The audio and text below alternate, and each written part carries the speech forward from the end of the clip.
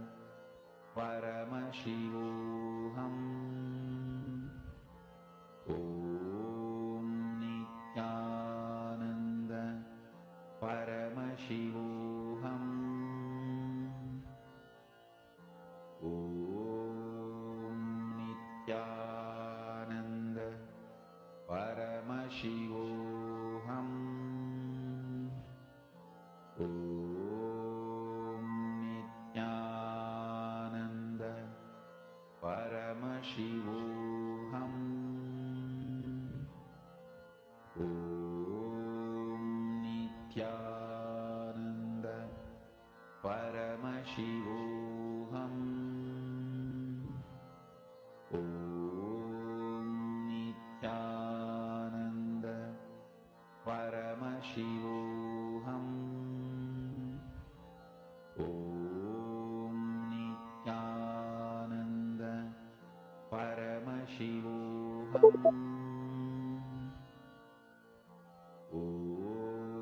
Yes. And that requires all participants. Paramashivoham I now request all participants now to slowly open your eyes and post whatever Swamiji is showing for all of you. Whether Swamiji showed you the colors, or whether Swamiji showed you the nature, everything. Anything what is Swamiji showing, I request all participants to start posting. Paramashivoham Om Nityananda Paramashivoham Yes, Ma Aneshri, Ma Julie Silla. Yes, Ma Bhairajnana Surupi, I request all of you to post what is Swamiji showing for all of you. Paramashivoham Om Nityananda Paramashivoham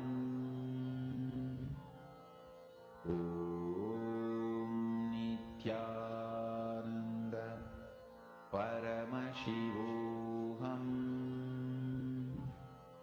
Om Nityananda Anything, what is Swamiji showing for all of you? I request all participants to post. Okay. So verify our answers.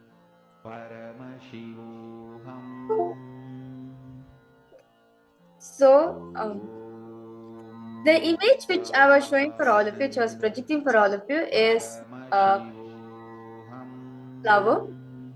It's a pink color flower. You can see, if all the participants you've seen like yellow, or if you've seen like light pink flower which has many petals. So because all participants, yes, verify your answers now. So for all the participants, if you have seen like light pink color, if you're able to see a flower, if you're able to see yellow and pink flower also, yes, you have manifested. Yes. You are now request all participants now to verify. Yes, Ma Mahabhairajnana Surupini, Ma Julia Silla, Ma Anandeshwari, request all participants to now post.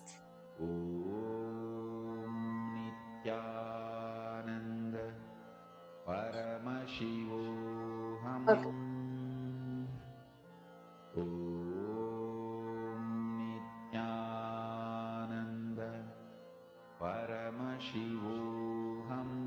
So now, I request all participants, let's move ahead to one more round. So I request all of you to now close your eyes, tie your eyes with the eye mat.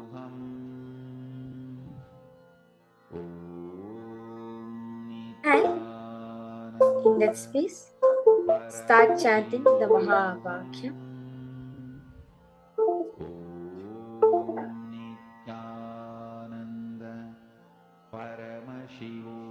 Now, an image has been projected for all of you because all participants can see what flower is it, what image is it, and the colors of this image.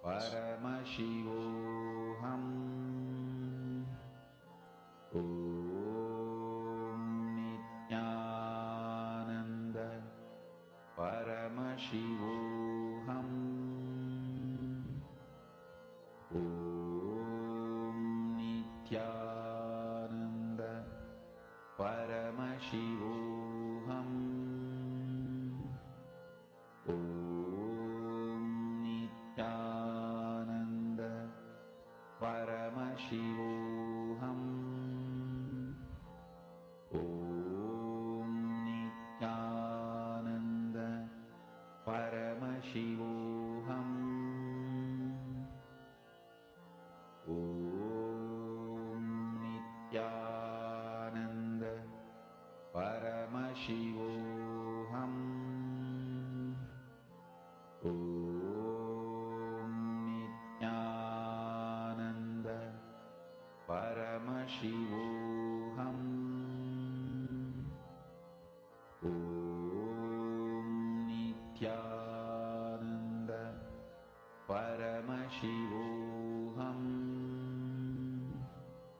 Om Nityananda Paramashivoham. Om Nityananda Paramashivoham. Om Nityananda Paramashivoham. Om Nityananda Paramashivoham. Mahamahavagya, spiritual lullaby for samadhi, and Suprabhatam, wake up call, wake up song for Paramashiva. This Mahamahavagya is spiritual lullaby for you to fall into samadhi. Suprabhatam, wake up song for Paramashiva to wake up in you. Just remember this one powerful cognition. This Mahamahavagya puts me in samadhi. This is spiritual lullaby for samadhi, and Suprabhatam, wake up song for Paramashiva in me, for Paramashiva to manifest. With this one spiritual powerful cognition, chant this Mahamahavagya.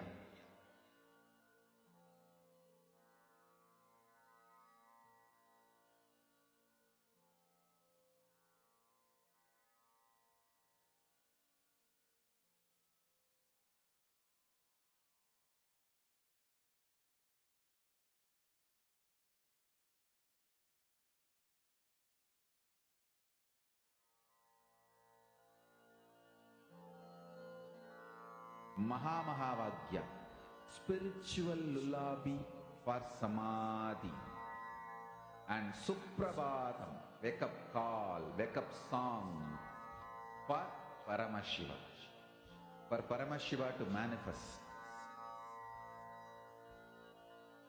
With this one spiritual powerful cognition, chant this Mahamahavagya. Om Nityananda Paramashivoham. Om Nityananda Paramashivoham. Om Nityananda. Yes. And I request all participants now to slowly open your eyes and post whatever Swamiji is showing for all of you. The color, what the image is about. I request all participants now to post Maha Bhairavajnana Sarupini, Manandeshri, Ma Julia. Yes, Ma Jacqueline, you have posted. Paramashivoham. Om Nityananda. Ma Jacqueline, you have posted. You're not able to understand or something. I request you. Do not worry, Ma. Ma Jacqueline. Our translators are there in the Zoom room, so I request you to just start posting what the Swamiji is showing to you. Yes, Matanja, Gebia, Ma Iqbal Banu. Yes, Nityananda, Ma Iqbal Banu. Yes, because all of you the post what this Swamiji has shown for all of you. What the image is about. What color is it? How is the picture? I request all participants to start posting your answers now. Paramashivoham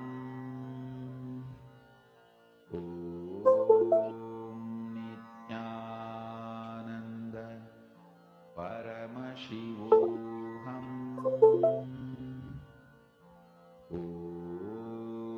Nityananda Paramashivoham.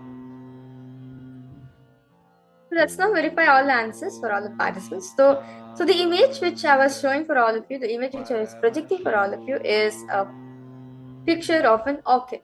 So it's a pink color orchid, all of you can see. You can see over here, it's a light pink color orchid. So for all the participants, if you've seen an orchid or if you've seen a light pink color flower also, that's wonderful. You have manifested.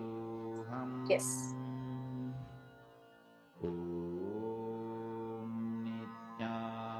Now, because all participants post your experience, and now because all participants, let's take few minutes and post how did all of you feel during the whole Nityananda Yoga, your whole experience during the power manifestation, because all participants to post.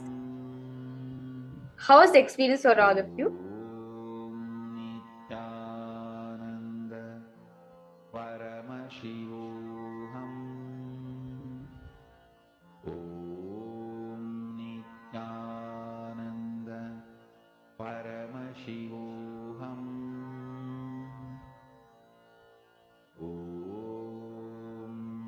Nityananda Paramashivoham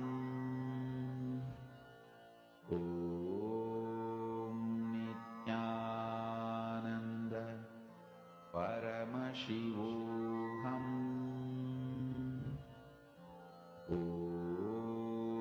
Nityananda Paramashivoham Nityananda Paramashivoham Nityananda Paramashivoham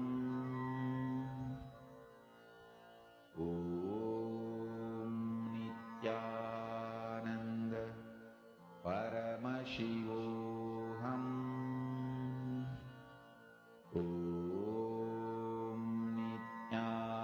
Nityananda Paramashivoham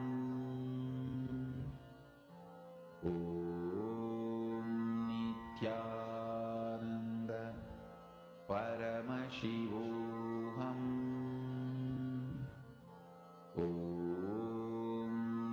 Nityananda Paramashivoham Nityananda Paramashivoham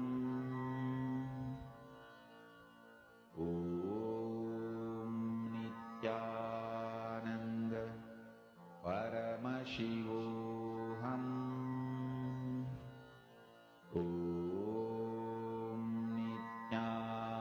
Yes. Paramashivoham. I see. Okay, Mike Banu, you have posted Nityananda. Yes, Nityananda Mike Banu. Yes, and now because all participants now. Okay. So let's now manifest one more round, okay? Yes. Ma Anandeshwari, Ma Julia Silla, because all participants to because all of you to switch on your cameras and let's start manifesting this power manifestation.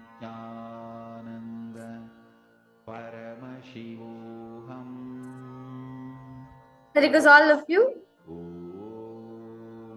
Because all participants now to again close your eyes. Let's now manifest one more round of this manifestation.